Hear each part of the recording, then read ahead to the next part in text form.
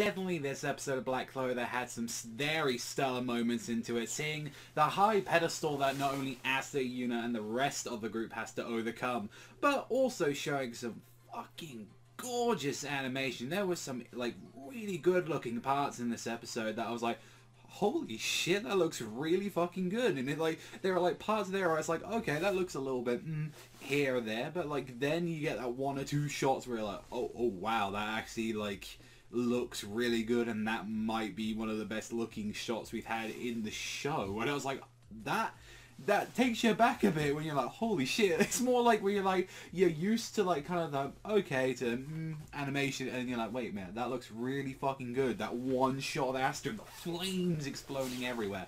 Plus as well, I said it as well last week, but I fucking love Fagolion. Like, Fagolion is a badass motherfucker, and just to show where an opponent that Asta was struggling with, this is the clear sheer difference in power, skill, and not even to mention just experience. Like, Fagolion decimating the like with Raditz, and you get to see that coming out full circle in this episode. So one thing definitely is to address is how Asta was completely exhausted. He was drained as fuck fighting this guy, and Fagolion comes in there and he's like, even though that you're like a peasant, like in the way he was talking about it, it was very kind of demeaning at first, where like, I think you did well for a peasant, but he even like started respecting him a little bit, whereas like you've actually put up such a great fight, your determination for like what you want to do to the country and like for everyone around there. I have to might even consider you my rival as well. And he's like, he's there going to like, no, Asta, like, as he's like, because he does the traditional anime thing of like main protagonist where he's like, no, I can keep going, and it's like he hits him on the fucking head and he's like, you're not.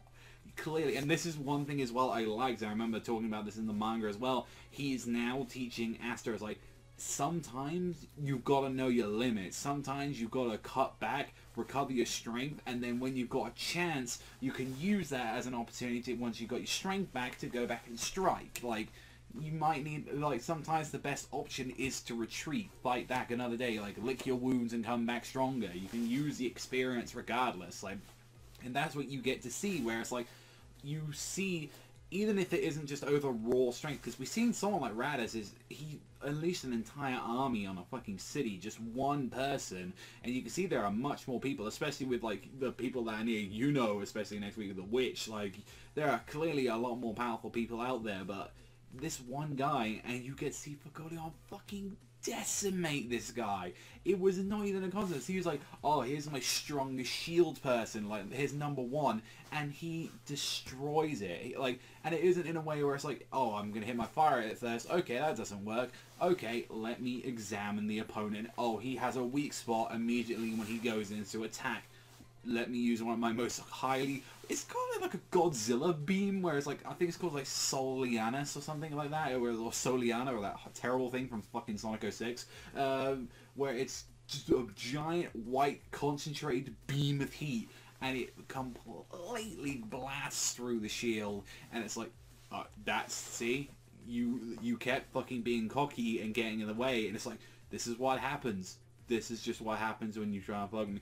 I don't like it because not only are you seeing with Fagolion, he's actually teaching like stuff to Noel from what we saw last week. Same thing can be said with Asta, and also as well with his little brother as well, when we get to see with Leo, and it's like, come on you guys, and all that, you're having such a hard time with this mud thing. Like, he's like trying to say, like, even if you're at a disadvantage, if you look at the opponent carefully, you can look at the weaknesses, you can start covering its movements, and it's like, okay, this creature like is clearly doing this and this and this, and it's like, you got to think rapidly, you got to do all this shit, and that's great moments. Also as well, can we talk about for some reason with Charmy, they added a meme, like, they added the fucking sprinkle, like, the guy going, ooh, just like sprinkling the soul. I remember that in the manga, but it's like, I know the sprinkle salt part was new, and I was like, alright, we've got memes in fucking Clover now, alright then, I don't know whether or not I'm happy or just confused, and I'm just like, fuck it. It was just so weird and out there that, like, I just went,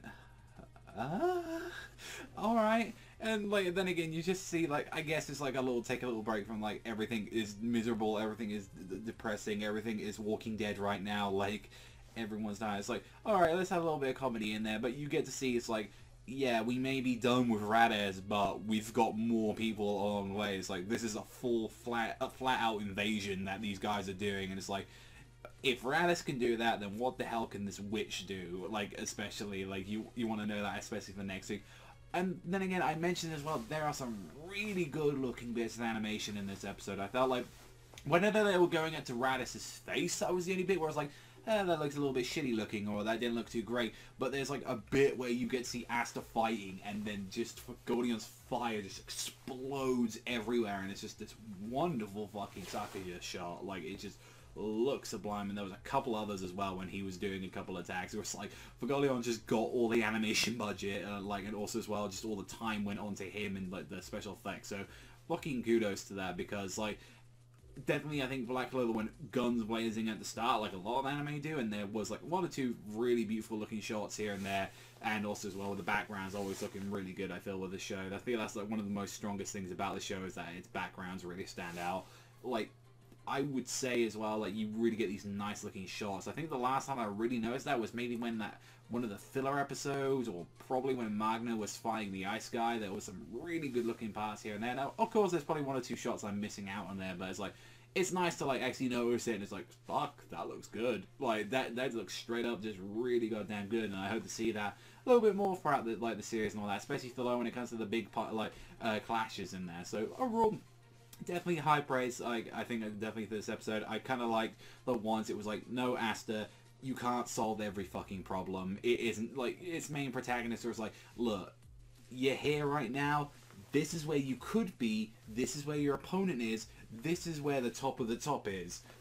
I'm somewhere in the middle right now. Like, Thorgolion's like kind of somewhere in like the middle to like higher tier. And it's like, yeah, you can see why he's a captain, and you can see out of every single captain we've seen so far, with the exception of Yami, he's been one of the more reasonable ones. Like, you can clearly see with the Silver family that they're a bunch of dickheads, and you can see as well with the rest of the, like, with Ozzy the Roses and the rest of the guys and the Green Mantis and all these other fucking groups that we have, and it's like, you can see how all their mentalities affects probably a lot of their soldiers, and a lot of like how their kind of code and moral goes into like leading their Magic Knights. And you get to see as well, look what happens when Yami's fucking leading. Like, I love Yami as a character, but he's like, do what the fuck you want, I don't care. Like, and that's what I like about Yami. And it's like, no, let's have a look if there's a stern leader who actually gives a shit about people, and he's trying to generally improve his troops. And Ozzy, it comes back as well in the manga as well. It's a common theme with like definitely the Red Lions, and it's something that I really like a lot, because like it's just a nice little thing to have for them as a group. So overall, definitely a great episode. I want to see what you guys think in the comment section down below. But that's all from me. Thank you so much for watching, and I'll see you guys though next time.